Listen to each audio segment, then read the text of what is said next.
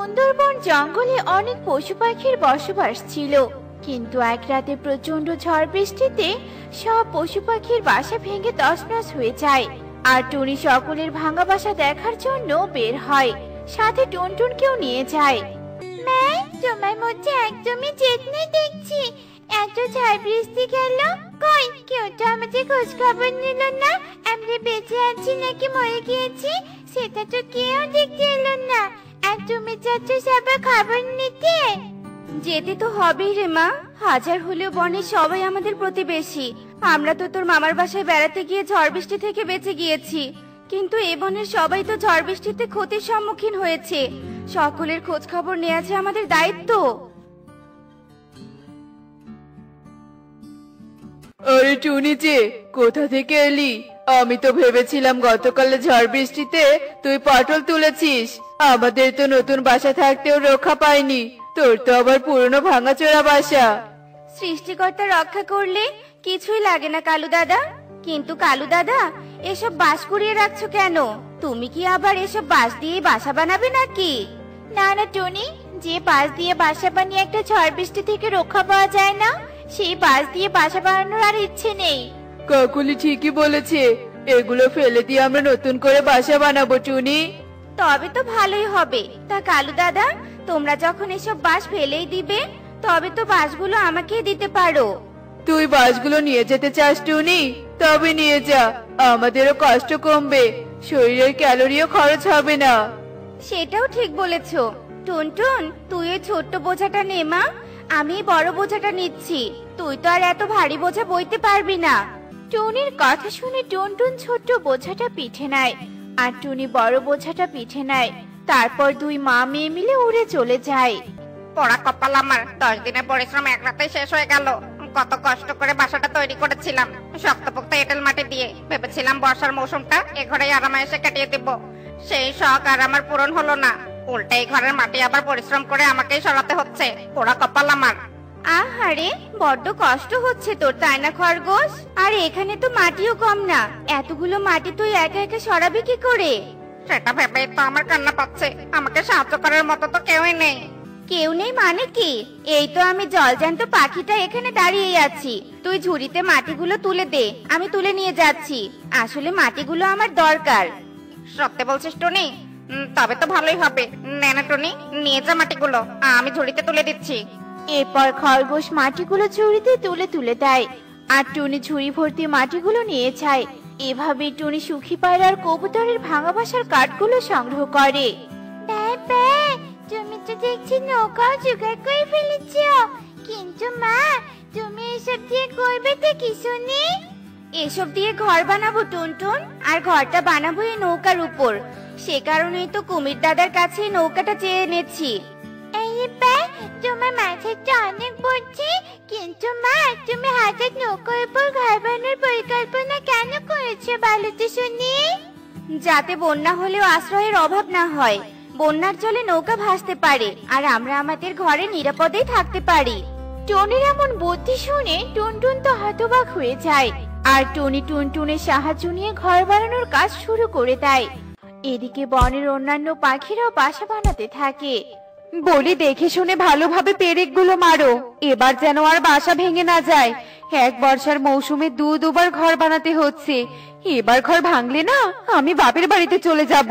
তবুও বারবার এভাবে ঘর বানাতে পারবো না। হয়েছে সুখী, এত বকবক করো না তো। আমি কি ঘর হারাতে চাই নাকি? আগের বারও তো অনেক শক্তপোক্ত করেই ঘর বানিয়েছিলাম, কে জানতো এক বৃষ্টিতেই ঘর ভেঙে চুরমার হয়ে যাবে। হয়েছে, থাক, তুমি আর কথা বলতে এসো না। ঘর বানানোর কাজ করছিলে না, তুমি মনোযোগ দিয়ে ঘর বানাও আর আমাকে শান্তি দাও। এমনি ঘর বানানোর বাঁশ কাঠ এগিয়ে দিতে দিতে আমার হাতে ব্যথা হয়ে গেছে। আরে আরে টুনি, কি করছিস তুই? সব পাখিরা গাছের ডালে নতুন বাসা বানাচ্ছে, আর তুই কিনা এই নৌকার উপর একটা ঘর বানাচ্ছিস, তাও আবার আমাদের ফেলে দেয়া বাঁশ কাঠ দিয়ে। আমি একলা পাখি, ছোট্ট ছানাকে নিয়ে তো আর এত বাঁশকাঠ জোগাড় করা সম্ভব নয়। তাই বলে নৌকার ওপর ঘর বানাবি? সত্যি টুনি, তোর কাজকর্ম খুবই হাস্যকর। বানা বানা, একদিন না হয় বনে সব পাখিরা মিলে টুনির ঘর দেখতে আসবো। হাসতে হাসতে কালু কাক সেখান থেকে চলে যায়। আর টুনি কালুর হাসাহাসিকে গুরুত্ব না দিয়ে বাসা বানানোর কাজ করতে থাকে। দেখতে দেখতে দিনগুলো কেটে যেতে থাকে। পাখিরাও কঠোর পরিশ্রম করে পুনরায় নতুন ঘর বানিয়ে ফেলে। আর টুনিও কঠোর পরিশ্রম করে নৌকার উপর ঘরটা বানিয়ে ফেলে। আরে আরে তোতা দাদা, তোমার কি মাথা খারাপ হয়ে গেছে নাকি? তুমি এভাবে ঘরে ধাক্কা দিচ্ছ কেন বলো তো? আরে শালিক, আমি ধাক্কা দিয়ে দেখছি আমার ঘরটা কতটা মজবুত হয়েছে। দেখতে পাচ্ছিস না আকাশে কি পরিমাণ মেঘ জমেছে? যে কোনো সময় ঝড় বৃষ্টি শুরু হতে পারে। তাই তো আগে পরীক্ষা করে দেখছি ঘর ভাঙার সম্ভাবনা আছে কিনা। সত্যি তোতা দাদা, তোমার মাথায় বুদ্ধির হাট বসেছে। তবে তুমি পরীক্ষায় করো, আমি দ্রুত বাসায় যাই। বৃষ্টি নামতে আর বেশি দেরি নেই। শালিক দ্রুত উড়ে বাসার দিকে যেতে থাকে। আর শালিকের আশঙ্কা সত্যি করে অল্প কিছুক্ষণের মধ্যেই ঝড় বাতাসের সাথে মুষলধারে বৃষ্টি পড়তে শুরু হয়। আর পাখিদের বানানো নতুন বাসাও বাতাসের কবলে নড়বড় হয়ে নড়তে থাকে। আরে এ কি হচ্ছে? আমাদের ঘরটা কেমন জানি বাতাসে দুলছে। আমার তো মনে হচ্ছে আমাদের ঘর ভাঙতে আর বেশি দেরি নেই। অযথা ভয় দেখাবে না তো বউ, এমনিতেই আমার ভীষণ ভয় করছে।